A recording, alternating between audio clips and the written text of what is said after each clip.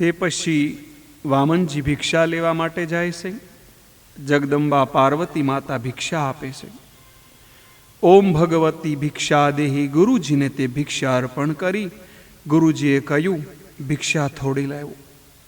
વામનજી મહારાજ કહે છે, ગુરુજી મને મોટો યજમાન બતાવો, વધારે ભિક્ષા હું લાવીશ. ગુરુજી આજ્ઞા કરી કે નર્મદાના કિનારે બલિરાજા મોટો યજ્ઞ કરે છે, તે વધારે તમને ભિક્ષા આપશે, ત્યાં તું જા. બૃહસ્પતિ મહારાજ વામનજીને સમજાવે છે, બલિરાજા અશ્વમેઘ યજ્ઞ કરી રહ્યા છે, તે તને ભિક્ષા આપશે. વામનજી મહારાજે ત્યાંથી પ્રયાણ કર્યું છે. પગમાં પાવડી છે, હાથમાં કમંડલ છે, કેવળ લંગોટી પહેરી છે, બીજા હાથમાં છત્ર દંડ છે, કમર ઉપર મૂંજની મેખલા છે અને ગળામાં યજ્ઞો પવિત્ર ધારણ કર્યું છે. બગલમાં મૃગચર્મ અને શિર પર જટા અને મુખ ઉપર બ્રહ્મ તેજ છે. બિલકુલ પરિચય ન હોય અને માથું નમે તો માનજો કે આ કોઈ ઈશ્વરનો અંશ છે. પરિચય નથી છતાં વામનજીને રસ્તામાં સર્વ નમસ્કાર કરે છે. વામનજી મહારાજ નર્મદાના કિનારે આવ્યા છે. વામનજી મહારાજ યજ્ઞ મંડપ પાસે આવ્યા. મોટા મોટા ઋષિઓ વિચાર કરે છે કે આવો બ્રહ્મ તેજસ્વી જોયો નથી. બ્રહ્મ તેજને કોઈ છુપાવી શકે નહીં. આ સૂર્યનારાયણ ઉપરથી તો નીચે નથી ઉતર્યા ને, આ કોઈ બ્રાહ્મણ કુમાર લાગે છે. શંકર સ્વામીને પૂછવામાં આવ્યું કે જગતમાં સૌથી ભાગ્યશાળી કોણ? શંકર સ્વામીએ જવાબ આપ્યો છે, કોપી નવંત ખલુ ભાગ્યવંત. જે લંગોટી પહેરે છે, જે જીતેન્દ્રી છે, જે સદા સર્વદા પ્રભુ સાથે વાતો કરે છે, ઈશ્વરમાં જે રમે છે, તે મોટા ભાગ્યશાળી છે. પૈસા સાથે રમે, શરીર સાથે રમે એ ભાગ્યશાળી નથી. બ્રાહ્મણો વિચાર કરતા હતા. તે સમયે યજ્ઞમંડપમાં વામનજીને પ્રવેશ કર્યો છે. યજ્ઞના પ્રધાન આચાર્ય શુક્રાચાર્ય ઉઠીને ઊભા થયા છે. આ કોઈ બ્રહ્મ તેજસ્વી બ્રાહ્મણ છે, આ કોઈ મહાન વિભૂતિ હોય એવું લાગે છે. યજ્ઞના મહાન આચાર્ય શુક્રાચાર્ય તેમજ મોટા મોટા ઋષિઓ વામનજી મહારાજને માન અને સન્માન આપે છે. બ્રહ્મતેજથી બ્રાહ્મણોને માન મળે છે, બ્રાહ્મણોને જ્ઞાનથી માન મળે છે, ક્ષત્રિયોને બળથી માન મળે છે અને વૈશ્યોને પૈસાથી માન મળે છે. શેઠ કથામાં મોડા આવે તો પણ તેને આગળ આસન આપશે અને ભલેને શેઠ ગમે તેટલા કાળા ધોળા કરતા હોય, શેઠને માન નથી, તેને પૈસાનું માન છે. શૂદ્રોને વયથી માન મળે છે. શૂદ્રમાં મોટા હોય તે મોટા ગણાય છે કે જે વયમાં મોટા હોય.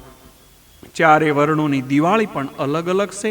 બળેવ એ બ્રાહ્મણની દિવાળી, ક્ષત્રિયની દિવાળી એ વિજયાદશમી, વૈશ્યો એટલે કે વેપારીની દિવાળી લક્ષ્મી પૂજન અને શૂદ્રોની દિવાળી હોળી ગણાય છે. બ્રહ્મચારીનું સ્વાગત કર્યું છે. પધારો પધારો બ્રાહ્મણ દેવતા પધારો. બ્રાહ્મણો ઉઠીને ઊભા થયા છે. બલિરાજાની નજર ખેંચાણી છે. આ કોણ આવ્યું છે? મેં ઘણાય બ્રાહ્મણોની સેવા કરી પણ આવો કોઈ જોયો નથી. વામનજી મહારાજને ઘરની અંદર લઈ જાય છે. સુંદર સિંહાસન ઉપર બિરાજમાન થાય છે. વામનજીને ઘરે પધરામણી કરાવી છે. રાણીને કહ્યું, મારે આની પૂજા કરવી છે, પૂજાની તૈયારી કરો. બલિરાજાની રાણીનું નામ હતું વિંધ્યાવલી. તેની પુત્રીનું નામ હતું રત્નમાલા. રત્નમાલાના મનમાં સંકલ્પ થયો, કેટલો બાળક સુંદર છે. આ છોકરાને જે માં ધવરાવતી હશે તેને કેવું સુખ મળતું હશે. બટુક વામન ભગવાનનું સ્વરૂપ જોઈ રહેલા વાત્સલ્ય ભાવ પેદા થયો. ધવરાવવાની ઈચ્છા થઈ. પાછળથી જ્યાં બટુકજીને પરાક્રમ જોયું એટલે કે મારવાનો ઈરાદો થયો. બંને ભાવવાળી, તેથી બીજા જન્મમાં એ પૂતના થઈ. બાળકના રૂપમાં આસક્તિ રહી, તેથી એનો જન્મ બીજો પૂતનાનો લેવો પડ્યો. બલિરાજા શરણની સેવા કરે છે. વિંધ્યાવલી જળ રેડે છે. બ્રાહ્મણો પુરુષ સૂક્તનો પાઠ કરે છે. બલિરાજા ધીરે ધીરે શરણ પખાળે છે. આજે હું પવિત્ર થયો, મારા પિતૃઓને સદગતિ મળી. આવા પવિત્ર બ્રાહ્મણોનું ચરણોદક મને મળ્યું. વામનજીની પ્રાર્થના કરી છે. આજે હું કૃતાર્થ થયો છું. મારો યજ્ઞ સફળ થયો, આજે મારું કલ્યાણ થયું. હું આપના શરણમાં વારંવાર વંદન કરું છું. જે માતા પિતાએ બહુ પુણ્ય કર્યા હોય ત્યારે એવા દીકરા થાય. મને થાય છે કે મારું સર્વસ્વ અર્પણ કરી હું વનમાં જઈ ઈશ્વરનું ભજન કરું. વામનજી મનમાં બોલ્યા છે, એ તો તારું લેવા માટે જ આવ્યો છું. બલિરાજા બોલ્યા, મહારાજ, તમને કંઈ માગવાની ઈચ્છા હોય તેમ લાગે છે, માટે સંકોચ છોડી જે જોઈએ તે માગો. રાજ્ય માગો, ગાયો માગો, કન્યાઓ માગો, જે જોઈએ તે માગો, અને જે માગશો તે હું આપીશ. વારંવાર બલિએ એવી ભગવાનને પ્રાર્થના કરી છે. શુકદેવજી વર્ણન કરે છે, રાજન, અતિશય આનંદ થયો છે. જેને ત્યાં માગવા જાઓ એના વડવાઓના વખાણ કરજો, એટલે રંગમાં આવી જશે. આજકાલ તો એવો રિવાજ પણ થઈ ગયો છે કે ઘરવાળીના વખાણ કરશું એટલે જલ્દીથી પીગળી જશે. વામનજીએ બલિરાજાના વખાણ કર્યા છે. તમારા દાદા પ્રહલાદ મહાન ભગવાનના ભક્ત હતા. એવા ભક્ત થયા નથી અને થવાના નથી. પ્રહલાદનો એવો પ્રેમ કે પરમાત્માને સ્તંભમાંથી પ્રગટ થવું પડ્યું. એવું મેં સાંભળ્યું છે કે તમારા પિતા વિરોચન અતિ ઉદાર હતા. આ ઉદાર થયો નથી અને થવાનો નથી. એક બ્રાહ્મણને તમારા પિતાએ આયુષ્યનું દાન પણ કર્યું હતું. ઇન્દ્ર વિરોચન પાછે બ્રાહ્મણ બનીને આવ્યો ને કહ્યું, મારું આયુષ થોડું જ બાકી છે. બ્રાહ્મણી વિધવા થશે, મને આયુષનું દાન કરો.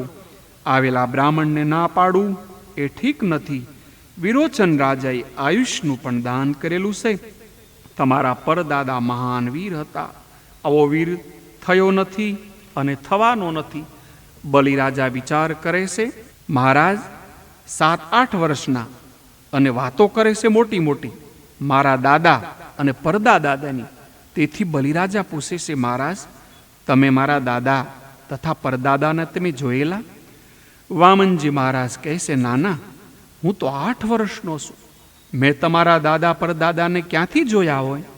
આ તો મારા વડીલો પાસેથી મેં સાંભળ્યું છે, તે ઉપરથી હું તમને કહું છું. તારામાં તારા પ્રપિતામાં હિરણ્યકશિપુ જેવી શક્તિ છે, વીરતા છે, દાદા પ્રહલાદ જેવી ભક્તિ છે, અને પિતા વિરોચનના જેવી ઉદારતા છે. તારામાં એ ત્રણેયના ગુણો છે. પિતાશ્રીની ઉદારતા, દાદાની ભક્તિ અને પરદાદાની વીરતા તમારામાં ઉતરી આવ્યા છે. બલિરાજાએ કહ્યું, માગો, આપ જે માગો તે હું આપીશ. રાજાને પહેલા વચનથી બાંધી લીધા. તે પછી વામનજી બોલ્યા છે, રાજન, હું લોભી બ્રાહ્મણ નથી, હું સંતોષી છું. મારા પગથી માપીને 3 પગ ભૂમિ લેવા માટે આવ્યો છું. તેટલી ભૂમિ તું મને આપ. બલિરાજા વિચારે છે કે આ બાળક છે, તેથી માગવામાં વિવેક નથી. આ મહારાજ ભણ્યા છે પુષ્કળ, પણ કંઈ ગણ્યા નથી. બાળક છે એટલે માગતા પણ આવડતું નથી. કહ્યું, મહારાજ, તમને માગતા આવડતું નથી? 3 પગલા ભૂમિ નહીં, 3 ગામ તમને દાનમાં આપું. જગતમાં મારી ખૂબ પ્રસિદ્ધિ છે કે જે બ્રાહ્મણનું પૂજન કરી હું દાન આપું, તેને બીજા કોઈના ઘરે દાન લેવાની જરૂર રહેશે નહીં. મારી પાસે દાન લીધા પછી તમે બીજા કોઈ પાસે દાન લેવા નહીં જાઓ. મારું અપમાન થાય. તમારા મુખમાં દર્શન કરી હું તો સમજી ગયો છું તમે સંતોષી બ્રાહ્મણ છો, પણ આ 3 પગલા પૃથ્વીનું દાન આપતા મને બહુ સંકોચ થાય છે. માટે કંઈક વધુ માગો. હું જાણું છું આપ લોભી નથી, સંતોષી છો, પણ આ તો બહુ ઓછું છે. મને આપતા શરમ આવે છે. વામન ભગવાન બોલ્યા છે, રાજન, તને ધન્ય છે. તમે આવું બોલો તેમ આશ્રય નથી. રાજા, તમે ઉદાર છો, પણ દાન લેતા મારે વિચાર તો કરવો જોઈએ ને. મારે માગવામાં પણ વિવેક તો રાખવો જોઈએ ને. રાજા, લાભથી લોભ વધે છે, સંતોષથી તૃપ્તિ થાય છે. આ સંસારના સર્વભોગ પદાર્થ આપવામાં આવે તો પણ સંતોષ, વૈરાગ્ય વિના શાંતિ મળતી નથી. લોભ એ જ પાપનું મૂળ છે. બ્રાહ્મણ સંગ્રહ કરવા દાન લે, અતિ સંગ્રહ કરવાની વૃત્તિથી બ્રાહ્મણ દાન લે તો તેને માથે યજમાનનું પાપ આવે છે. તેને પાપ લાગે છે. મને વધારે જરૂર નથી, અતિ સંગ્રહથી વિગ્રહ થાય છે. ભાગવતમાં લખ્યું છે, તમારી આવકનો 5મો ભાગ દાન કરો. ભાગવતમાં પંચમાંશ ભાગ આપવા કહ્યું છે. પછી પરિસ્થિતિ બદલાતા મનુ મહારાજે થોડી છૂટ આપી. તેઓએ કહ્યું, આવકનો 10મો ભાગ દાનમાં આપજો. ઘરમાં આવેલું ધન સઘળું શુદ્ધ હોતું નથી, તેથી દાન કરવું જોઈએ, અને દાનથી ધન શુદ્ધ થાય છે. ભિખારી ભીખ માગવા આવતો નથી, પણ તે ઉપદેશ આપવા માટે આવે છે. ભિક્ષુકા નૈવ ભિક્ષંતી નૈવ્યંતી ગૃહે ગૃહે. શું ઉપદેશ? ગયા જન્મમાં મેં કોઈને દાન આપ્યું નથી, એટલે મારી આ દશા થઈ છે. તમે પણ નહીં આપશો તો તમારા જેવી આવી દશા થશે. રાજન, હું કોઈને ત્યાં દાન લેવા ગયો નથી. હું તો સંતોષી બ્રાહ્મણ છું. એ તો તું ભાગ્યશાળી, એટલે હું તારે ત્યાં આવ્યો છું. આજે એક શેઠના બંગલામાં ઓટલા ઉપર હું સંધ્યા કરતો હતો. એણે મને કહ્યું, ઉઠ, અહીંથી સંધ્યા મારી અધૂરી રહી, અને ઉપડવું પડ્યું. કેટલાક તો ઓટલે બેઠેલાને પણ ઉઠાડે છે. ઉઠો, અહીંથી ઓટલો મારો છે. મૂર્ખ્યા કહે છે કે ઓટલો મારો છે, જાણે ઓટલો પણ સાથે લઈ જવાનો હશે. મનુષ્ય આ સંસારમાં સારું શું એટલું જો સમજી લે તો આ જગતમાં મિલકત માટે મારામારી ક્યારેય થાય નહીં. મારી સંધ્યા અધૂરી રહી, મારા સત્કર્મમાં વિઘ્ન આવ્યું, તેથી મને થયું કે મારી માલિકીની થોડી જગ્યા હોય તો સારું, એટલે માગવા માટે આવ્યો છું. સંધ્યા ગાયત્રી કરવા માટે જમીન માગું છું. તમારી જગ્યામાં બેસી સંધ્યા ગાયત્રી કરીશ, તેનું પુણ્ય તમને પણ મળશે. હું બ્રહ્મચારી છું. મારા 3 પગમાંથી મપાય એટલી પૃથ્વીનું તો દાન મને કર. બલિરાજાને આનંદ થયો છે. આવું પવિત્ર બ્રાહ્મણ મારી જમીન ઉપર બેસીને સંધ્યા કરશે તો મારું કલ્યાણ થશે. બલિરાજાને આશ્રય થયું છે. કેવો ત્યાગી બ્રાહ્મણ છે. હું તો મારું સર્વસ્વ આપવા તૈયાર છું. પણ બલિરાજા કહે છે, આ બ્રાહ્મણ લેતા નથી. કહ્યું છે, આજે તો હું તમારા કહેવા પ્રમાણે 3 પગ પૃથ્વીનું દાન કરીશ, પણ ભવિષ્યમાં આપને કોઈ પણ વસ્તુ વધારે જો જોઈતી હોય તો મારા ઘરે તમે પધારજો મહારાજ, મને સેવાનો લાભ આપજો. વામનજી બોલ્યા છે, આજે તો 3 પગ પૃથ્વીનું દાન તો પહેલા કર, પછીની વાત પછી થશે. બલિરાજા દાનનો સંકલ્પ કરવા માટે તૈયાર થયા. યજ્ઞ મંડપમાં શુક્રાચાર્ય બેઠેલા હતા. એકી ટચે એકી નજરથી સમજી ગયા કે આ કોઈ સાધારણ બ્રાહ્મણ નથી. બલિરાજાને કહ્યું છે, ઉતાવળ કરશો નહીં. દેવોનું કાર્ય સિદ્ધ કરવા સાક્ષાત નારાયણ તારા ઘરે દાન લેવા માટે આવ્યા છે. રાજા, તારું બધું રાજ્ય આના 2 પગમાં આવી જશે. 3જું પગલું મૂકવા જગ્યા પણ રહેશે નહીં, એટલે તને નરકમાં ફેંકી દેશે. માટે તેને આપતા પહેલા વિચાર કરજે, તારું સર્વસ્વ હરી લેશે. રાજા, દાન આપજે, પણ વિવેકથી આપજે. આ બાળકના પગલા કેવા છે તે તું નથી જાણતો, હું જાણું છું. એવું દાન ન આપો કે જે દાન આપ્યા પછી તમે અતિ દરિદ્ર થાવ, અથવા ઘરના બધા દુખી થઈ જાય. આવું દાન ક્યારેય ન આપશો. બ્રાહ્મણોને આપો તો સદભાવથી આપજો, ઈશ્વર ભાવથી આપજો. જો તમારું કલ્યાણ થશે. પવિત્ર સદાચારી બ્રાહ્મણો, સતી સ્ત્રીઓ આ ધરતીને ટકાવે છે. બલિરાજા પૂછે છે, ત્યારે દાન ન આપું? શુક્રાચાર્ય કહે છે, આપજે, પણ તારા પગથી માપીને પૃથ્વી આપજે. આ તો વિરાટ સ્વરૂપ ધારણ કરશે. 3જો પગ મૂકવાની જગ્યા રહેશે નહીં. દેવોનું કામ કરવા આ વિષ્ણુ આવ્યો છે. બલિરાજા કહે છે, સંકલ્પ પ્રમાણે દાન ન આપો તો મનુષ્ય નરકમાં જાય.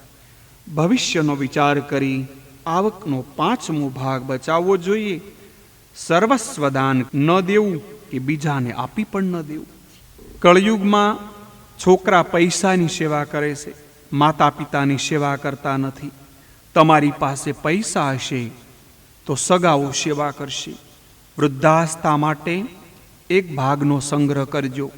છોકરાઓ પાસે માગવાનો પ્રસંગ ન આવે તેનું ખાસ ધ્યાન રાખજો. તેથી ખાસ સંગ્રહ કરજો. એક ડોસો માંદો પડ્યો. મરણ નજીક આવેલું જાણી પોતાનું સર્વસ્વ ત્રણેય છોકરાઓને વેચી દીધું. મરવાને બદલે ડોસો સાજો થઈ ગયો. પરંતુ હવે કોઈને લાલચ રહી નહીં. બધાએ જાણતા હતા કે ડોસા પાસે હવે કાંઈ નથી. ઘરમાં બધાએ ધુધકારવા લાગ્યા. છોકરા કાંઈ આપે નહીં. ડોસાને દુઃખ થયું. એક દિવસ છોકરા પાસે પૈસાની માગણી કરી. છોકરાએ કહ્યું, એક આનો આપીશ. બધું ડોસાનું હતું, પણ કોઈ આપતું નથી. ડોસાએ પોતાના મિત્રને વાત કરી, મારી ઘરમાં આ દશા થઈ છે. મિત્રે કહ્યું, મારી પાસે એક મોટી પેટી છે, તેમાં પથ્થરો ભરી તાળું મારી તારે ત્યાં હું મોકલાવી આપીશ. તારે બોલવાનું કે મારે હરિદ્વાર જવું છે, સાધુ સંતોને જમાડવા છે. મિત્રે તે પ્રમાણે પેટી મોકલાવી આપી. ડોસાએ ઘરના માણસોને કહ્યું, હવે ઉંમર થઈ ગઈ છે, આ થોડી ઘણી જે મૂડી છે તે હું જાત્રા કરી આવું, સાધુ સંતોને જમાડીશ અને તીર્થ સ્નાન કરીશ. છોકરાઓ પૂછે છે, ક્યાં જવાના? ડોસાએ જવાબ આપ્યો, હરિદ્વાર. છોકરાઓ પૂછે છે, આ પેટી ક્યાં હતી? ડોસાએ જવાબ આપ્યો, મેં મારા મિત્રને ત્યાં રાખેલી. આમાં થોડું ઘણું એટલે કે 10-15 હજાર રૂપિયા હશે. વજનદાર પેટી જોઈ બધા માનવા લાગ્યા, હજુ ડોસાએ પોતાની પાસે રાખ્યું છે. પેટીમાં મિલકત જાણી બધાએ પુત્રો આગ્રહ કરવા લાગ્યા, બાપા મારી સાથે રહો, મારી સાથે રહો. બીજો બોલ્યો, બાપા તમે તીર્થસ્થાનમાં એકલા રહો તે તમને શોભે નહીં. દુનિયા અમને શું કહે? બાપા તમે ન જાઓ, હું તમારી સાથે આવીશ. દુનિયા સ્વાર્થી છે, છતાં જીવને વિવેક નથી. જીવ એવો દુષ્ટ છે, ખોટું કરે એનું એને દુઃખ નથી, પણ ખોટું દેખાય એનું તેને દુઃખ છે. તે ખોટું કરે છે, પણ સારું દેખાય તેમ ઈચ્છે છે. પુત્ર વધુઓ ડોસાની સેવા કરવા લાગી. મિત્રે કહ્યું હતું કે મરતા સુધી કોઈને સાવી આપીશ નહીં. ડોસો કોઈને સાવી આપતો નથી. એક દિવસ ડોસાએ શરીર છોડી દીધું. છોકરાઓએ નક્કી કર્યું, બાપાએ ઘણું રાખ્યું છે. લોકો પણ કહે છે, બાપા 3 પેઢી જોઈને ગયા છે, જરાય સંકોચ કરશો નહીં. છોકરાઓએ ખૂબ વાપર્યું, વિચારેલું કે બધાએ જાય પછી પેટી ખોલશું. બધાએ ગયા પછી પેટી ખુલી અને જોઈએ તો પથરા નીકળ્યા. જગતમાં સ્વાર્થ લાગ્યો છે. સુર નર મુનિ સબ કી રીતિ, સ્વાર્થ લગી કરહી સબ પ્રીતિ. શુક્રાચાર્ય બલિરાજાને કહેશે, તેના 3 પગથી માપીને તો 3 પગ પૃથ્વીનું દાન કરીશ તો તારા સર્વસ્વનો વિનાશ થશે, માટે સાવધાન કરું છું. બલિરાજા કહેશે, એકવાર મેં વાણીથી આપી દીધું, હવે ના પાડું તો અસત્ય બોલવામાં પાપ લાગશે. શુક્રાચાર્ય કહેશે, આવા વિપત્તિના સમયે અસત્ય બોલો તો તે ક્ષમ્ય છે. સત્ય બોલવું એ ધર્મ છે, અસત્ય બોલવું એ અધર્મ છે. એમ કહ્યું નથી, પણ ક્ષમ્ય છે, સતુત્ય નથી. 4 પ્રસંગોએ અસત્ય બોલો તો તે ક્ષમ્ય છે. પહેલું, કોઈના વિવાહ વખતે કોઈનો વિવાહ થતા હોય ત્યારે અસત્ય બોલાય તો તેને અસત્ય ક્ષમ્ય છે. બીજું, સ્ત્રીઓને વાત કહેવામાં પ્રસંગે, કારણ કે મહાભારતમાં લખ્યું છે કે ન તું ગુપ્તમ ધાગ્યંતી, સ્ત્રીઓને શાપ છે કે સ્ત્રીઓને કાંઈ ખાનગી રહી શકે નહીં.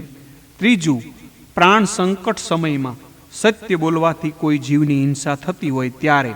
અને ચોથું, ગાય બ્રાહ્મણના રક્ષણ માટે. રાજા, તારા માથે પ્રાણ સંકટ છે, તું ફરી જા. બ્રાહ્મણને ચોખ્ખી ના પાડી દે. આવા વખતે વસનભંગ થાય તો વાંધો નહીં. બલિરાજા કહે છે, ગુરુજી આપે સુંદર ઉપદેશ આપ્યો, પણ હું તો વૈષ્ણવ છું. હું માનતો હતો કે આ કોઈ બ્રાહ્મણનો છોકરો આવેલો છે, પરંતુ હવે જ્યારે જાણ્યું છે કે પરમાત્મા સાક્ષાત મારી પાસે માગવા આવે છે, તો મારા નારાયણને હું મારું સર્વસ્વ અર્પણ કરીશ. હું મારા વચનનો ભંગ કરીશ નહીં. સેવા કરતી વખતે અમે ઠાકોરજીના શરણમાં સર્વસ્વ અર્પણ કરીએ છીએ. આપે કહ્યું, સાક્ષાત વિષ્ણુ ભગવાન આવ્યા છે, મારા ઈષ્ટદેવ વિષ્ણુ છે. મારે ત્યાં દાન લેવા માટે બાળક બનીને આવ્યા છે. હું મારું સર્વસ્વ બટુકના ચરણમાં અર્પણ કરીશ. દાન આપનાર મોટો ગણાય છે, દાન લેનાર નહીં. જગતમાં મારી પ્રતિષ્ઠા વધશે. શુક્રાચાર્ય સમજાવે છે, ત્રીજો પગ મૂકવા જગ્યા રહેશે નહીં, એટલે તારે નરકમાં જવું પડશે. બલિરાજા ઉત્તર આપે છે, નરકની મને બીક નથી. પાપ કર્યા પછી નરકમાં જાય એ ખોટું છે, પણ પરમાત્માને સર્વસ્વ અર્પણ કર્યા પછી નરકમાં જવું પડે તો વાંધો પણ શું? સંપત્તિનો સત્માર્ગ ઉપયોગ થયા પછી ગમે તેટલા વિઘ્ન આવે તો પણ મને શાંતિ મળે છે. આ લોકમાં મને પરલોકમાં સુખી થવું હોય તો પૈસાને વિવેકથી ઉપયોગ કરવો. પૈસાનો સદુપયોગ ન થાય તો મરતા સુધી ક્યારેય શાંતિ મળતી નથી. હું પ્રહલાદના વંશનો છું, હું વૈષ્ણવ છું. અમે વૈષ્ણવો ગળામાં કંઠી ધારણ કરીએ છીએ. અમે ઠાકોરજીને સર્વસ્વનું અર્પણ કરીએ છીએ. આજે સર્વનું દાન કરીશ. દાન આપ્યા પછી નરકમાં જવું પડે તો પણ મને વાંધો નથી. હું પાપ કર્યા પછી નરકમાં જતો નથી, પણ દાન કર્યા પછી જઈશ. હું ભગવાનનો થઈશ. ભગવાનનો થયા પછી નરકમાં જવું પડે તો મને વાંધો નથી. બ્રહ્મ સંબંધ થયા પછી નરકમાં જવું પડશે તો મારા ભગવાનને મારી સાથે આવવું પડશે. બ્રાહ્મણને જ્યારે દાન આપવામાં આવે છે ત્યારે તેના શરીરમાં વિષ્ણુનું આહ્વાન કરવામાં આવે છે. ત્યારે તો સાક્ષાત મહાવિષ્ણુ મારે ત્યાં આવ્યા છે. ગુરુજી, હું સર્વસ્વ ઠાકોરજીને અર્પણ કરીશ. જીવ દગો આપે છે, પણ અણીના વખતે પ્રભુ દોડતા દોડતા આવે છે. હું ભગવાનનો થઈશ, ભગવાન મારા થશે. એ પછી હું નરકમાં જઈશ તો ત્યાં પણ ભગવાનને આવવું પડશે. હું જ્યાં જાઉં ત્યાં ભગવાન મારી સાથે આવશે. તુકારામજી મહારાજે કહ્યું છે, ગર્ભવાસ થાય કે નરકવાસ થાય, પરંતુ જો મારો વિઠ્ઠલ મારી સાથે હોય તો હું ત્યાં જવા માટે તૈયાર છું. તુકારામ ગર્ભવાસ માગે છે, કારણ કે તેને ખાતરી છે હું જ્યાં જઈશ ત્યાં વિઠ્ઠલનાથ મારી સાથે આવશે. ગુરુજી, મને દરેક સત્કર્મ વખતે આપ સંકલ્પ કરાવો અને બધું ફળ શ્રી કૃષ્ણ અર્પણ કરાવો. તો શ્રી કૃષ્ણ આજ માગવા આવ્યા છે તો હું કેમ ના પાડું? આપ સંકલ્પ કરાવો, કૃપા કરી મને દાનનો સંકલ્પ કરાવો. મારા ભગવાનને હું સર્વસ્વ અર્પણ કરીશ. શુક્રાચાર્ય કહેશે, હું તને સંકલ્પ નહીં કરાવું. વામનજી ભગવાન કહેશે, તમારા ગોર દાદા સંકલ્પ ન કરાવે તો હું સંકલ્પ કરાવું. હું બ્રાહ્મણનો પુત્ર છું, મને સંકલ્પ કરાવતા આવડે છે. ત્યારબાદ બલિરાજાના કહેવાથી વામનજી દાનનો સંકલ્પ કરાવવા લાગ્યા. બોલ્યા, જારીમાંથી જળ હાથમાં પધરાવો. શુક્રાચાર્યથી આ સહન થયું નહીં. સૂક્ષ્મ રૂપે જારીમાં પ્રવેશ કર્યો. સંકલ્પનું જળ જારીમાંથી બહાર ન આવે તે માટે શુક્રાચાર્ય તેના નાળસામાં ભરાઈને બેઠા. વામનજી સમજી ગયા, શુક્રાચાર્ય જારીમાં બેઠા છે. દર્ભની સળી લઈ જારીના નાળસામાં નાખી. તેથી શુક્રાચાર્યની એક આંખ ફૂટી ગઈ. ભગવાન કૃપા કરે ત્યારે એક આંખ ફોડે. પરમાત્માએ બોધ આપ્યો છે કે મારા દર્શન કર્યા પછી એક આંખે જગતને નિહાળજો. મનુષ્ય જગતને એક આંખથી જુએ. અનેકમાં એક ભગવાન રહેલા છે તે દ્રષ્ટિથી જુઓ. આ સંભાવ છે એક ઈશ્વર સર્વમાં રહેલા છે તેમ જુએ. તે સમતા એક જ ઈશ્વર અનેકમાં રૂપે ક્રીડા કરે એ ભાવથી જુએ. તે સમાન ભાવ બે આંખથી જુએ એ વિષમતા. એક આંખથી સર્વને જુઓ, કાંઈ કપટ ન કરો. ભગવાન પોતે માગવા આવ્યા છે, તેમ છતાં શુક્રાચાર્યના મનમાંથી અદ્વૈત ભાવ જતો નથી. આ મારો યજમાન અને માગનારો એવો તેણે દેદભાવ રાખ્યો. એક આંખે એટલે કે અદ્વૈત દ્રષ્ટિથી જુએ. તમે જુઓ એમ બતાવવાનો ઉપદેશ છે. યોગીઓ એક આંખે અદ્વૈત રૂપે આ જગતને જુએ છે. પરમાત્મા વિચારે છે, બંને આંખ ફૂટી જાય તો મારા દર્શન કેવી રીતે કરશે? પરમાત્માના દર્શન થયા પછી એક આંખે બધું નિહાળજો. બંને આંખોએ જોવાથી વિષમતા થાય છે. શુક્રાચાર્ય સમજી ગયા કે વધારે વિઘ્ન કરીશ તો બીજી પણ મારી આંખ ફોડી નાખશે. શુક્રાચાર્ય ત્યાંથી અલગ થઈ ગયા. આંખ બગડે એનું નામ બગડે, જેનું જીવન બગડે. રાવણની આંખ બગડેલી તો અત્યાર સુધી તેનું નામ બગડેલું રહ્યું છે. પરમાત્મા એક આંખ ફોડે છે. રામાયણમાં પણ કથા છે, પ્રભુજીએ રામચંદ્રજીએ જયંતની એક આંખ ફોડી છે. ભગવાન કહે છે, જગતને એક આંખથી જુઓ, મારો અને આ પારકો એવી દ્રષ્ટિ ન જુઓ. સર્વ ભગવાનના અંશ સ્વરૂપો છે એમ માનો. એક આંખથી જુએ એ સમતા અને બે આંખથી જુએ એ વિષમતા. સંકલ્પ પરિપૂર્ણ થયો એટલે સ્વરૂપ વધવા લાગ્યું. વામનજીએ પોતાનું સ્વરૂપ વધાર્યું, વિરાટ સ્વરૂપ ધારણ કર્યું. જગતને વ્યાપી લીધું છે. જગતમાં સર્વ ઠેકાણે વામન ભગવાનનું સ્વરૂપ દેખાય છે. જગતની બહાર 10 આંગળ છે. ભગવાન શંકરાચાર્ય અર્થ કર્યો છે, 10 આંગળીથી વંદન થાય છે. પરમાત્મા વંદનીય છે. વેદો પણ પરમાત્માનું પ્રતિપાદન કરી શકતા નથી, એટલે નિષેધાત્મક રીતે નેતિ નેતિ કહે છે. ઈશ્વરને જાણનારો પણ ઈશ્વરનું વર્ણન કરી શકતો નથી. ભગવાન વંદનીય છે, ચિંતનીય છે. ભગવાન કૃપા કરી અજ્ઞાનને દૂર કરે એટલે ભગવાને જાણી શકાય છે. એક શરણમાં પૃથ્વીનું રાજ્ય આવી ગયું, બીજા શરણથી બ્રહ્મલોક અને ત્રીજો પગ મૂકવાની જગ્યા રહી નથી. તે સમયે દૈત્યો વામનજી સાથે યુદ્ધ કરવા માટે તૈયાર થયા છે. અમારા ધણીને છેતરે છે, મારો મારો. બલિરાજાએ કહ્યું છે, આ સમય પ્રતિકૂળ છે, શાંત રહો, નહીતર માર પડશે. વામનજી કહે છે, બલિ, તે સંકલ્પ 3 પગ પૃથ્વીનું દાન કરવાનો કર્યો છે. બોલો, ત્રીજું પગલું મારે ક્યાં મૂકવું? સંકલ્પ પ્રમાણે દાન ન આપે તો મનુષ્ય નરકમાં જાય છે. રાજા, તું મને છેતરે છે. વિચાર કરો, કોણ કોને છેતરે છે? દાન લેવા આવ્યા ત્યારે 7 વર્ષના, અને પછી દાન લેવા માટે વિરાટ પુરુષ થયા. ગણેશ પુરાણમાં બલિએ વામન ભગવાનને પૂછ્યું છે, આપે મારી સાથે આવું કપટ કેમ કર્યું? મેં કોઈ પાપ કર્યું નથી. બલિરાજાએ નિષ્પાપ છે, તેથી પ્રભુએ તેની સાથે યુદ્ધ કર્યું નથી. ઈશ્વર નિષ્પાપ છે, ભગવાન કોઈને મારતા નથી. મનુષ્યનું પાપ મનુષ્યને મારે છે. આપે કપટ કર્યું, મને પાતાળમાં ધકેલી દીધો. તે શું યોગ્ય છે તેનો નિર્ણય આપ કરો. તે વખતે વામનજીએ ઉત્તર આપ્યો છે, તારા હાથે થોડું પાપ થયું છે. યજ્ઞની શરૂઆતમાં ગણપતિનું પૂજન કરવા આજ્ઞા કરી ત્યારે તે કહેલું, હું ગણપતિની પૂજા નહીં કરું, વિષ્ણુનું પૂજન કરીશ. ગણપતિ પણ વિષ્ણુ છે તેમ તે ન માન્યું. આ ભેદ દ્રષ્ટિ તે રાખી. જ્યાં સુધી અનન્ય ભક્તિ સિદ્ધ થઈ નથી ત્યાં સુધી અનન્ય દેવોમાં પોતાના ઈષ્ટદેવનો અંશ માની વંદન કરવાનો અને ઈષ્ટદેવના ચરણમાં અનન્ય ભક્તિ રાખવી માટે તે શાસ્ત્રની મર્યાદા તોડી છે. બલિએ ગણપતિની પૂજા કરી પણ સદભાવથી કરી નથી. ગણપતિએ મારી પ્રાર્થના કરી એટલે ગણપતિના કહેવાથી આવ્યો છું. મને ગણપતિએ તારા યજ્ઞમાં વિઘ્ન કરવા કહ્યું, તેથી મેં વિઘ્ન કર્યું.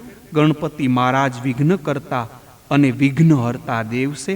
વામનજી કહે છે, તારા રાજ્યમાં મારા 2 પગ સમાયા, ત્રીજો પગ ક્યાં મૂકું તે મને બતાવું. બલિરાજા તો વિરાટ રૂપ જોઈને ગભરાઈ ગયા. તે સમયે વિંધ્યાવલીએ કહ્યું છે, વિંધ્યાવલી એ સત્વગુણી છે. આ સર્વ તમારી ક્રિયાભૂમિ છે. આ શરીર ઉપર પણ જીવન સત્તા નથી, હક નથી, તો સંપત્તિ સંતતિ ઉપર હક ક્યાંથી હોય? શરીર પણ માટીમાંથી બનેલું છે. શરીર પણ મારું નહીં તો સંપત્તિ મારી ક્યાંથી હોય? જીવ સમજે છે કે આ શરીર સંપત્તિ વગેરે મારું છે. ગીતાજીનો આરંભ ધર્મ શબ્દથી કર્યો છે. ધર્મ ક્ષેત્રમાં પહેલો શબ્દ ધર્મ. ગીતાજીની સમાપ્તિ મમ શબ્દથી કરી છે. છેલ્લે શબ્દ મમ, બે વચ્ચે મધ્યમાં ગીતા. મમ એટલે મારું. શું મમ ધર્મ? ધર્મ એ જ મારો. ધર્મ એટલે સત્કર્મ. મારે હાથે જેટલું સત્કર્મ કરું એટલું મારું. એકલું સત્કર્મ તારું છે. આ તારું શરીર પણ તારું નથી. જીવની સાથે તેના હાથે જેટલું સત્કર્મ કર્યું હોય એટલું જ સાથે આવે છે.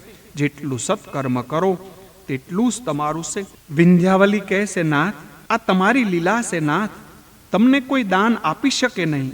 મારા પતિ અભિમાનથી બોલ્યા છે, મેં દાન આપ્યું છે, તમને કાંઈ દાન આપી શકે નહીં. આપ સર્વના માલિક છો. વૈષ્ણવ સંપ્રદાયમાં તેથી તો દાનને બદલે ભેટ કહે છે. એટલે ઈશ્વરનું જ ઈશ્વરને અર્પણ કરવાનું છે. નાથ, મારા પતિદેવને બોલવામાં ભૂલ થઈ ગઈ છે. બલિમાં હજુ સૂક્ષ્મ અભિમાન રહી ગયું છે કે મેં બધું આપ્યું.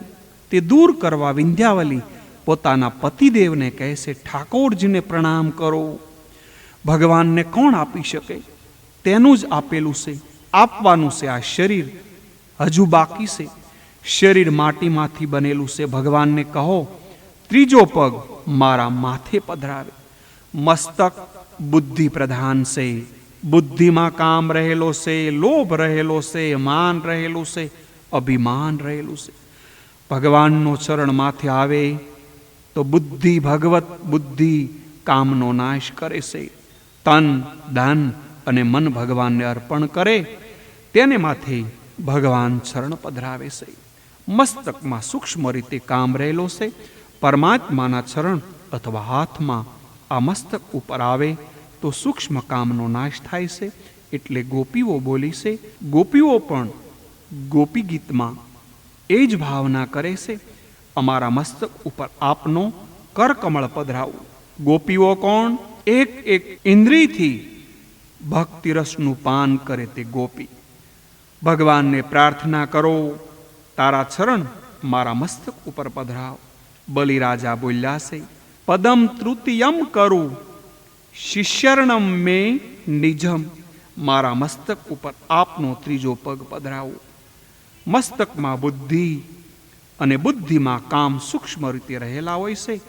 તેથી તેનો નાશ માટે બલિએ મસ્તક ઉપર ચરણ પધરાવવા કહ્યું. તેથી સકામ બુદ્ધિ નષ્ટ થાય છે.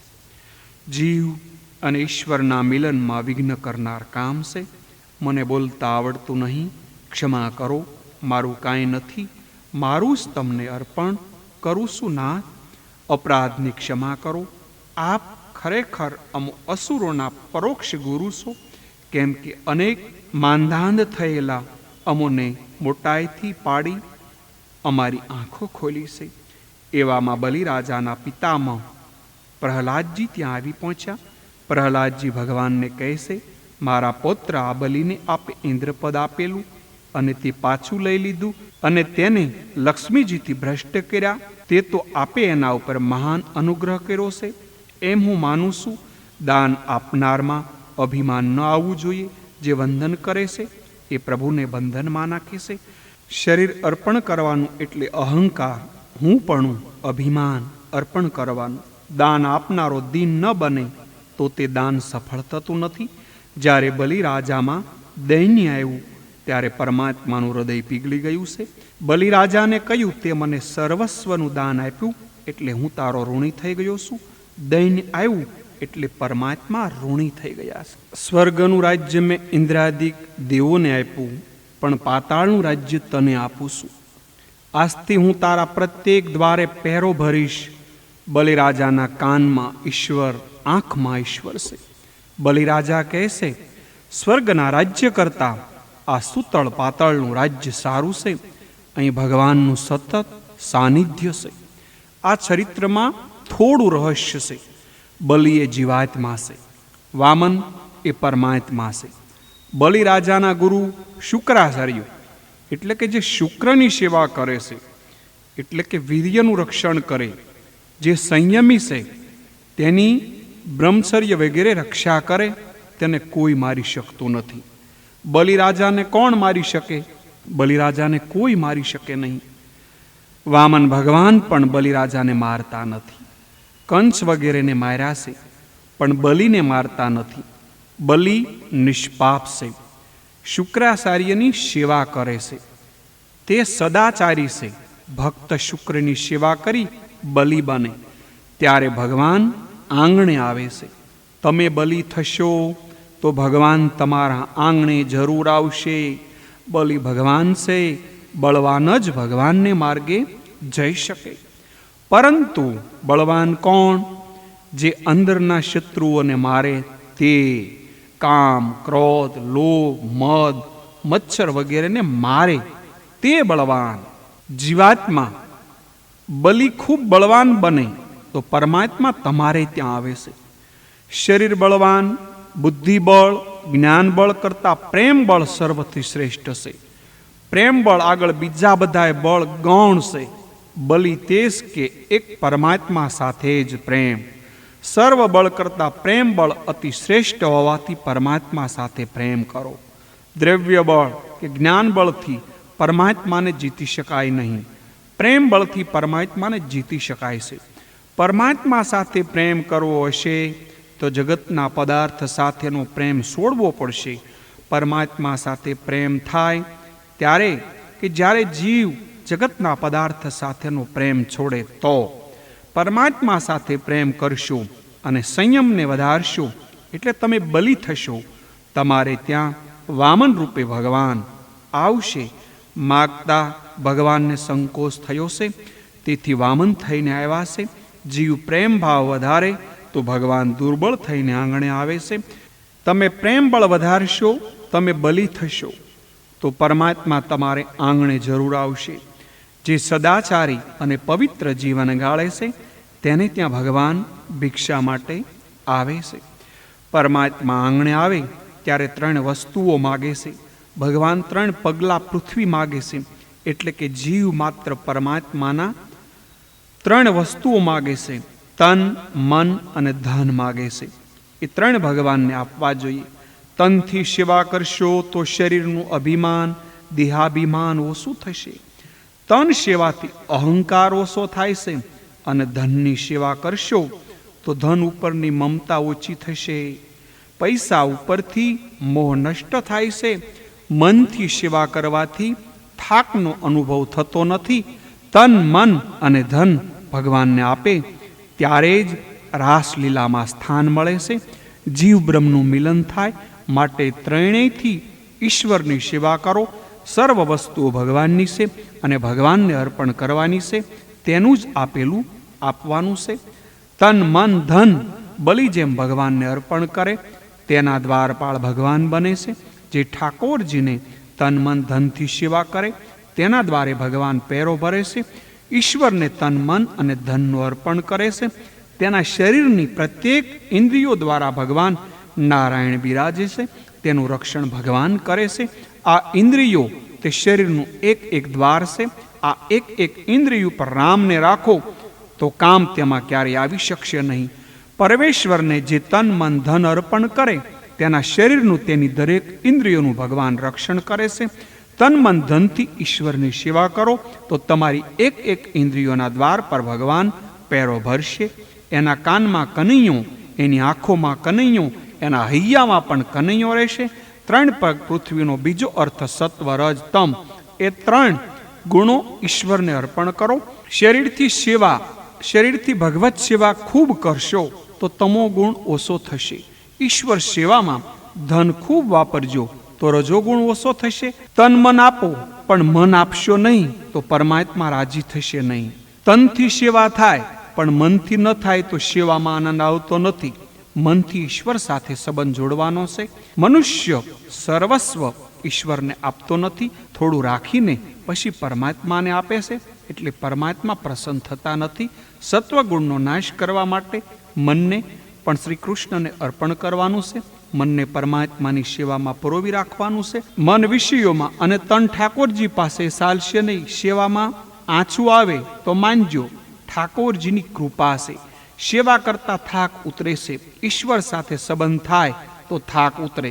જ્ઞાની ઈશ્વર સાથે મનથી સંબંધ જોડે છે, શરીરથી નહીં. સમર્પણ કરનારો પોતાનું મન સમર્પણ કરે.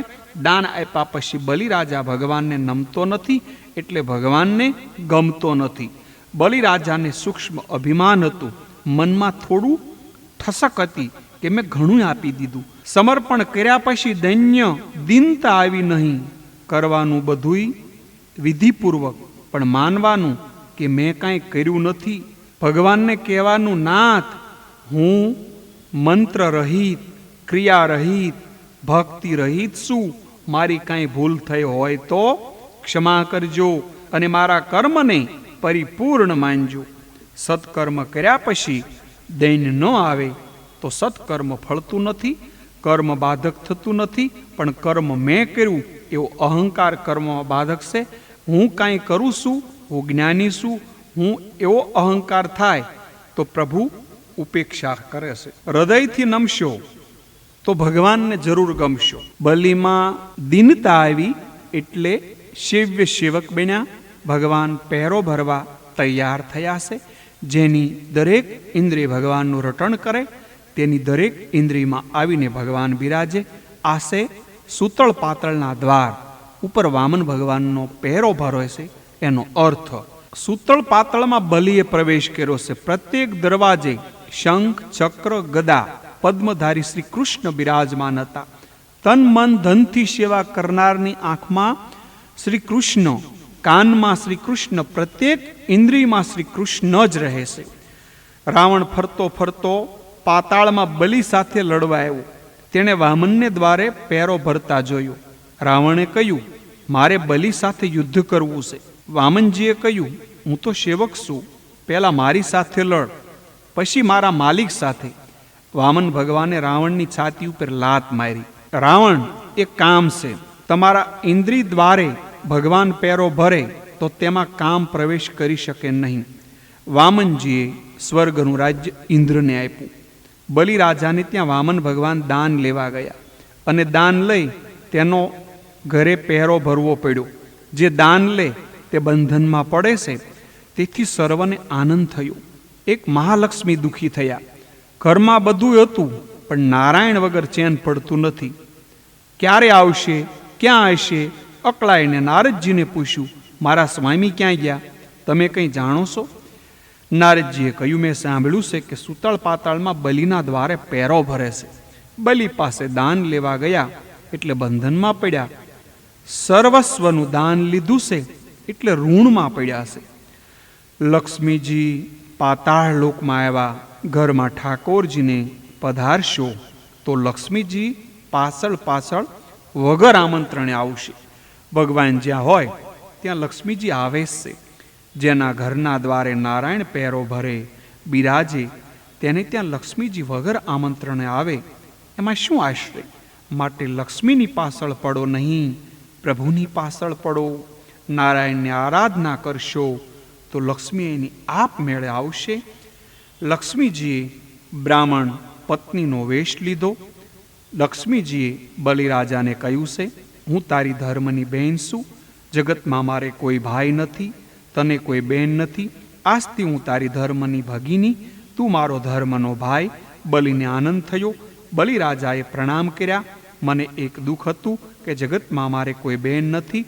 માતાજીની પધરામણી થઈ ત્યારથી ગામ સુખી થયું છે. બધાયને આનંદ હતો, પણ માતાજીને આનંદ ન હતો. મારા નાથ લાકડી લઈ સિપાઈ જેમ પહેરો ભરે છે. શ્રાવણ મહિનો આવ્યો છે. લક્ષ્મીજીએ પૂર્ણિમાને દિવસે બલિરાજાને કહ્યું છે, આજે હું તારા હાથે રક્ષા બાંધીશ.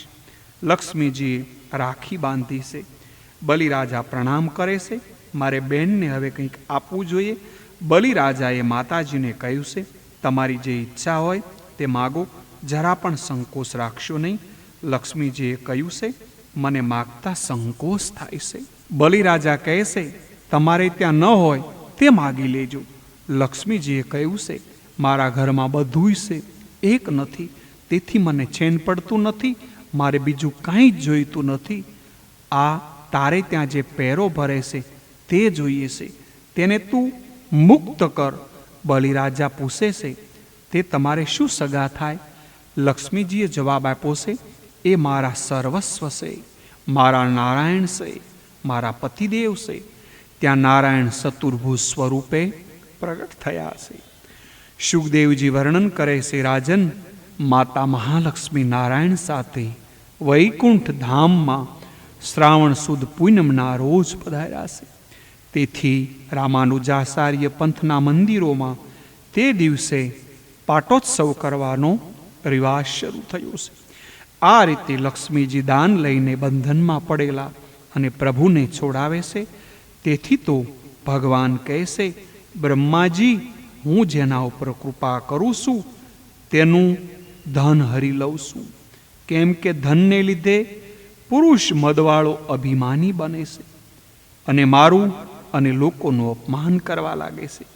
તેથી પ્રહલાદજીએ ભગવાનને કહ્યું છે કે મારા પૌત્ર બલિને આપે ઇન્દ્રપદ આપ્યું અને ફરીથી તેની પાસેથી ઇન્દ્રપદ લઈ લીધું, સ્વર્ગનું રાજ્ય લઈ લીધું અને તેને લક્ષ્મીજીથી ભ્રષ્ટ કર્યા. તે તેમના ઉપર કૃપા કરવાને માટે જ આપે તમે કર્યું છે. આ પરમ પવિત્ર વામન ચરિત્રની કથા સમય અનુસાર યથામતી કહી સંભળાવી. પિતૃતિથિમાં દિવસે આ વામન ચરિત્રનો પાઠ કરવામાં આવે તો પિતૃઓને સદગતિ મળે છે. હવે શરણાગતિની કથા શરૂ થાય છે. રાસલીલામાં વાસનાનું આવરણ હોય તો શ્રી કૃષ્ણનું મિલન થતું નથી. વાસનાનો નાશ કરવા 4 ઉપાય બતાવ્યા છે. મહાપ્રભુજીએ કહ્યું છે કે ભગવાન શરણે છું એવું સતત સ્મરણ રહે એ જ સિદ્ધ પુરુષ છે. પરીક્ષિત રાજા પ્રશ્ન કરે છે, રાજન, કૂર્મ કે મત્સ્યના જે ગુણદોષ છે તે પરમાત્મામાં આવતા નથી. પરમાત્મા કૂર્મ બને કે મત્સ્ય બને તો પણ એ સદા ઈશ્વર છે. જીવ જ્યારે પશુનો જન્મ ધારણ કરે ત્યારે પશુના ધર્મો તેનામાં આવે છે. સત્યવ્રત મનુ મહારાજ કૃતમાલા નદીને કિનારે તપશ્ચર્યા કરતા હતા. ત્રિવેન્દ્રમથી દૂર આ નદી છે. અનેક વર્ષો સુધી તપશ્ચર્યા કરી એકવાર નદીમાં ઊભા રહી જલ તર્પણ કરતા હતા. ઋષિ તર્પણથી બુદ્ધિ શુદ્ધ થાય છે. ભારત દેશ ધર્મ પ્રધાન છે. ઋષિઓનું સ્મરણ કરતા તેમના દિવ્ય સંસ્કારો આપણામાં ઉતરે છે. આજે તો શિક્ષણમાં ધર્મનું સ્થાન રાખ્યું નથી. મનુ મહારાજના હાથમાં માછલો આવ્યો. તેમણે છોડી દીધો. માછલાએ કહ્યું, હું તમારા હાથમાં આવ્યો એટલે તમારા શરણે આવ્યો છું. મોટા માછલા મને મારી નાખશે, મારું રક્ષણ કરો. રાજાએ તેને કમંડલમાં રાખ્યો. ત્યાં તે મોટો થયો. માછલો કહે છે કે મને વિશાળ જગ્યામાં પધરાવો. ત્યાં પણ વિશાળ સ્વરૂપ ધારણ કર્યું છે. સત્યવ્રતનો આશ્રય થયું છે. માછલો સાધારણ નથી, કોઈ મહાન લાગે છે. માછલો એ વૃત્તિ છે. વૃત્તિ વિશાળ થાય છતાં તે બ્રહ્માકાર ન થાય ત્યાં સુધી શાંતિ નથી. હું તત્વ એક ઠેકાણે રહી શકે નહીં. હું સર્વમાં છું અને સર્વ મારામાં છે. આવરણનો ભંગ કરવા આકાર વૃત્તિ આવશ્યક છે. આ જીવના હૃદયમાં ઈશ્વર રહેલા છે. છતાં જીવ દુઃખી થાય, એનું મરણ થાય તો પણ ઈશ્વરને જરા પણ દુઃખ થતું નથી. મનને માછલાની ઉપમા આપવામાં આવી છે. રાજા, તારું કલ્યાણ કરવા હું આવ્યો છું. મત્સ્ય નારાયણે કહ્યું, આજથી 7 દિવસ પછી પ્રલય થવાનો છે. પ્રલયમાં સર્વનો નાશ થશે. મારું સ્મરણ કરો, હું તમારી રક્ષા કરીશ. મારા શિંગડામાં તારી નાવડી બાંધી દેજે. મનુ મહારાજ પરમાત્માનું ધ્યાન કરતા હતા. પૃથ્વી જળમય થઈ. બ્રહ્માકાર વૃત્તિ ત્યારે થાય કે જ્યારે કોઈ બ્રહ્મનિષ્ઠ ગુરુ મળે. મત્સ્ય નારાયણ ભગવાન એ સદગુરુ રૂપ છે. આપ મારી નૌકાની સામે પાર લઈ જાઓ. હું આપને શરણે આવ્યું છું. ગુરુ કૃપા વગર મન ઈશ્વરમાં સ્થિર થતું નથી. વૃત્તિને બ્રહ્માકાર બનાવો. સત્યવ્રત બનો. સત્યનું પાલન કરો. આ ચરિત્રનું તાત્પર્ય એ છે કે જે સત્યનિષ્ઠ જીવ એ સત્યવ્રત મનુ અને કૃતમાલાના કિનારે રહો, એટલે કે સત્કર્મની પરંપરા રહે તો સત્યવ્રત જીવાત્માની વૃત્તિ બ્રહ્માકાર બને છે. ત્યારે મત્સ્ય નારાયણ તેના હાથમાં આવે છે. એવા અધિકારી જીવને પરમાત્મા મળે છે.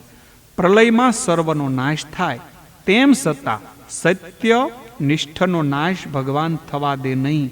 સત્કર્મ કરનાર અને સત્યનિષ્ઠા રાખનાર પ્રલયમાં પણ મરતા નથી. પ્રલયમાં સર્વને નાશ થયો, પણ જે ભગવાનને શરણે જાય, ભગવાન જેને અપનાવે તેનો વિનાશ થતો નથી. પ્રલયમાં સૌનો નાશ થયો, પણ સત્યવ્રતનો નાશ થયો નહીં, કારણ કે એને મત્સ્ય નારાયણ સાથે સંબંધ જોડ્યો છે. શરીર એ નાવડી છે, પરમાત્માના ચરણ એ શિંગડું છે. આ શરીરને પરમાત્માના ચરણમાં બાંધી રાખો. સમાપ્તિમાં એવા આદિ મત્સ્ય નારાયણ ભગવાનને શુકદેવજી વારંવાર પ્રણામ કરે છે. મહાત્માઓ મત્સ્ય નારાયણની સ્તુતિને ગુરુષ્ટકી કહે છે. આ મત્સ્ય નારાયણની કથા જે પાઠ કરે તેના સર્વ પાતકો વિનાશ થાય છે અને પરમ પદને પામે છે. મત્સ્ય નારાયણ પ્રભુએ વેદને છોડી જનાર હગ્રીવ દૈત્યનો સંહાર કર્યો. મનુ મહારાજને મત્સ્ય સંહિતાનો ઉપદેશ કર્યો. એવા પ્રભુને પ્રણામ કરી અષ્ટમ સ્કંદ અહીંયા સમાપ્ત કરવામાં આવ્યો છે. આપણે પણ અહીંયા કથાને વિરામ આપીએ. આપ સર્વના ચરણોમાં મારા ભાવ અને હૃદયથી આપ સર્વને મારા કોટી કોટી પ્રણામ સાથે આપ સર્વને જય શ્રી કૃષ્ણ.